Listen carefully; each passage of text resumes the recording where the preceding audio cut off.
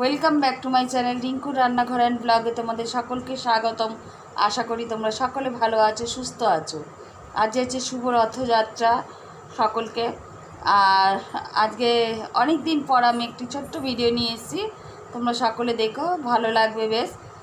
আর বেশি বড় না ভিডিওটা, অনেক দিন ভিডিও দিতে পারিনি কেন আমি একটু অসুস্থ থাকার কারণে।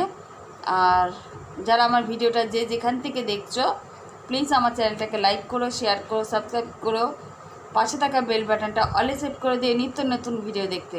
কমেন্টের মাধ্যমে জানিও কেমন লাগলো ভিডিওটা। আর যদি কোথাও ভুল ত্রুটি হয় তোমরা ঠিক করে নিও সকলে। আর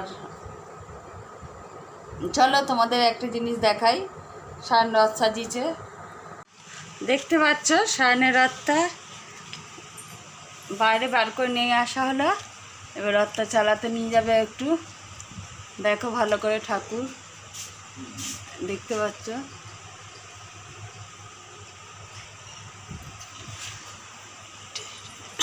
দেখো, দেখতে পেলে রথ দেখালাম তোমাদেরকে। সায়নের রথটা একটুখানি বাড়িতে আমি টেনেছি, যাইনি বাইরে। আর সায়ন রথটা নিয়ে বাইরে বেরিয়েছিল। আর এবার দেখো আমরা কি খাবো তোমাদের দেখাই। দেখতে পাচ্ছ এখানে আছে পাঁপড় ভাজা আছে, আর হচ্ছে পেঁয়াজি, রথের স্পেশাল। দেখো পাঁপড় ভাজা আর পেঁয়াজি আমরা এখন খাবো। চলো আবার পরে ঘুরে আসছি, পরে দেখাচ্ছি তোমাদের। দেখো, দেখতে পেলে তোমাদের দেখালাম যে সমস্ত কিছু ভিডিওটা তোমাদের দেখালাম কি করেছি, মানে যতটা পারলাম দেখালাম। আজকে শুভ রথযাত্রা সকলকে।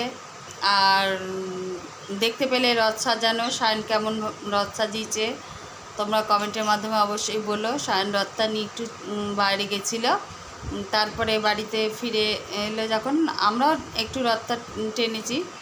তারপরে তো তোমাদের খাওয়া দাওয়া আমি দেখালামই যে খাওয়া দাওয়া কী খেলাম আমরা সকলে। একটু পেঁয়াজি আর পাঁপড় ভাজা। আর ভিডিওটা আর বেশি বড় করব না, আবার অন্য দিন আসবো অন্য একটি ভিডিও নিয়ে। আমি এখন ভিডিও বেশি দিতে পারছি না, কারণ আমি একটু অসুস্থ থাকার কারণে আমি ভিডিও দিতে পারিনি।